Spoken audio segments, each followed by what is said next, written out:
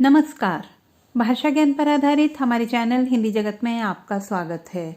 हमारा आज का वीडियो कक्षा 11वीं की पाठ्य पुस्तक आरोह भाग 1 के पद्य खंड में संकलित निर्मला पुतुल जी द्वारा रचित कविता पाठ आओ मिलकर बचाएं के बहुवैकल्पिक प्रश्नों पर आधारित है। ये प्रश्न न केवल वर्तमान में चल रही ऑनलाइन परीक्षा हेतु उपयोगी हैं, बल्कि पाठ के गहन अध्ययन में भी सहायक सिद्ध होंगे। तो आइए प्रारंभ करते हैं। प्रश्न 1। आओ मिलकर बचाएं कविता के रचयिता हैं निर्मला पुतुल, महादेवी वर्मा, गजानन माधव मुक्तिबोध। उत्तर निर्मला पुतुल। प्रश्न 2। कविता आओ मिलकर बचाएं किस भाषा से अनुदित है? गढ़वाली, संथाली, राजस्थानी। उत्तर संथाली। प्रश्न 3। निर्मला पुतुल का जन्म कब और कहाँ हुआ था? सन 1917 में उत्तर प्रदेश के सुल्तानपुर जिले में, सन 1933 में उत्तर प्रदेश के राजपुर नवादा गांव में, सन 1972 में झारखंड राज्य के दुमका क्षेत्र में। उत्तर सन 1972 में झारखंड राज्य के दुमका क्षेत्र में। प्रश्न 4।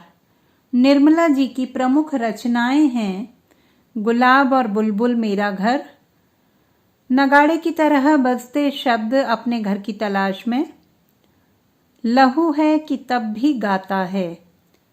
सही उत्तर नगाड़े की तरह बजते शब्द अपने घर की तलाश में। प्रश्न 5। कविता आओ मिलकर बचाएं में किस समाज के विविध पहलुओं को रखा गया है? गढ़वाली समाज के, संथाली समाज के, मीणा समाज के। उत्तर संथाली समाज के। प्रश्न 6। कविता के अनुसार आदिवासी समाज संकट में क्यों है? प्रकृति के विनाश और विस्थापन के कारण, शहरीकरण के कारण, शिक्षा के प्रसार के कारण। उत्तर प्रकृति के विनाश और विस्थापन के कारण। प्रश्न 7। कवयित्री निर्मला पुतुल के अनुसार निराश होने की जरूरत क्यों नहीं है? क्योंकि हमारे देश के नेता सक्षम हैं, क्योंकि हमारा देश आर्थिक रूप से संपन्न है, क्योंकि अभी भी बचाने के लिए बहुत कुछ शेष है। उत्तर क्योंकि अभी भी बचाने के लिए बहुत कुछ शेष है। प्रश्न 8।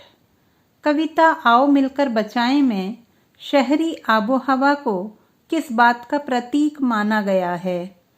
संस्कृति का, अपसंस्कृति का, विकास का। उत्तर अपसंस्कृति का। प्रश्न 9। संथाल परगना की समस्या क्या है? भौतिक संपदा का भरपूर शोषण, अशिक्षा और विपन्नता, सुविधाओं का अभाव। उत्तर भौतिक संपदा का भरपूर शोषण। प्रश्न 10। कविता आओ मिलकर बचाएं में कवयित्री किसे बचाने का आह्वान करती है? जीवन को आधुनिकता से बचाने का, जंगल और जानवरों को बचाने का, परिवेश को नगरीय संस्कृति से बचाने का।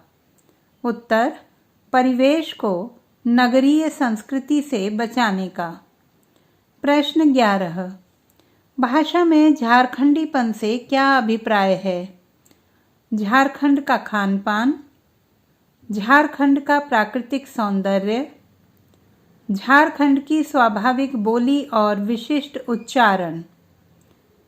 उत्तर झारखंड की स्वाभाविक बोली और विशिष्ट उच्चारण। प्रश्न 12।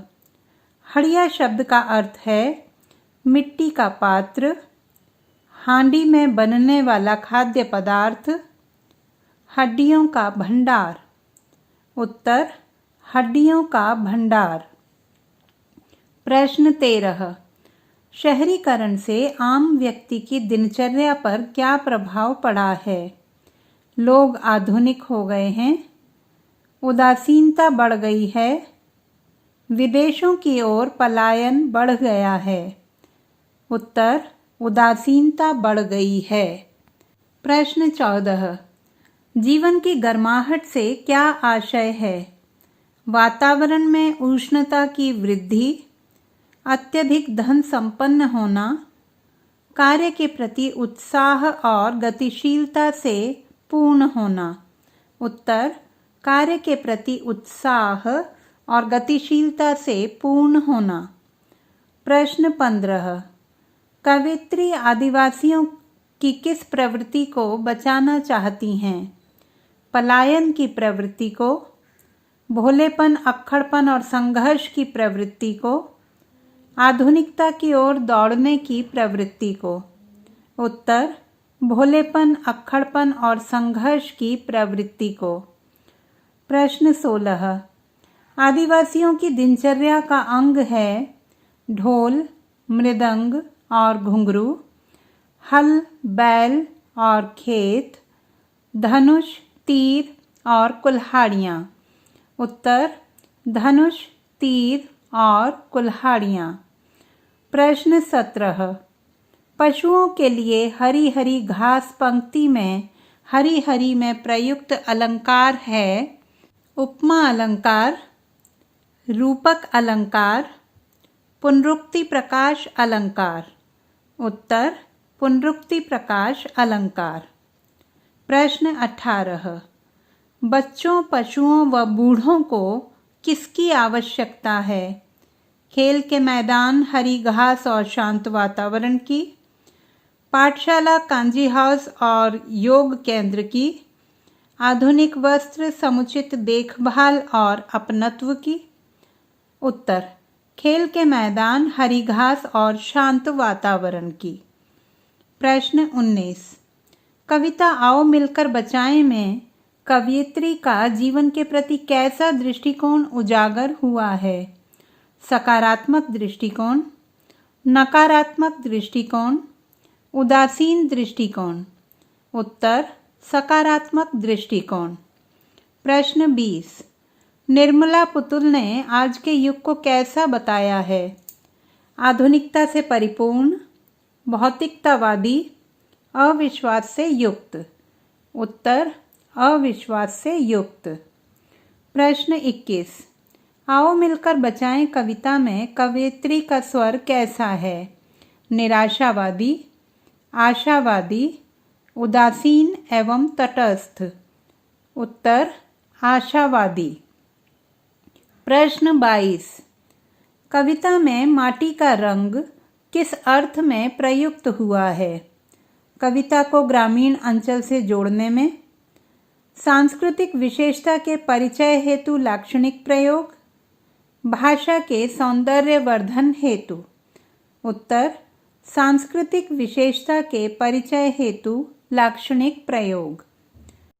प्रश्न 23, भीतर की आग किस बात की परिचायक है? हृदय में पनपते आक्रोश की, मन की इच्छा और उत्साह की, परिस्थितियों के प्रति विवशता की। उत्तर, मन की इच्छा और उत्साह की। प्रश्न 24, कवयित्री के अनुसार इस दौर में भी बचाने को क्या कुछ बचा है? विश्वास और सपने, आर्थिक संपदा, प्राकृतिक संपदा। उत्तर, विश्वास और सपने। प्रश्न 25, बस्ती के डूबने का क्या अर्थ है? बस्ती का जलमग्न होना, पारंपरिक रीति रिवाजों का लुप्त होना, मानव सभ्यता का नष्ट होना। उत्तर, पारंपरिक रीति रिवाजों का लुप्त होना। प्रश्न 26, बस्तियों को शहर की किस आबो हवा से बचाने की आवश्यकता है? आधुनिकता से, साक्षरता से, नग्नता व जड़ता से। उत्तर, नग्नता व जड़ता से। तो बच्चों, ये थे हमारे पाठ पर आधारित बहुवैकल्पिक प्रश्न। पाठ के विस्तृत अध्ययन हेतु प्रश्नोत्तरों पर आधारित हमारा वीडियो देखना ना भूलें। भाषा संबंधी किसी भी समस्या के समाधान हेतु बने रहिए सुनीता भटनागर हिंदी जगत के साथ। आपका दिन शुभ हो।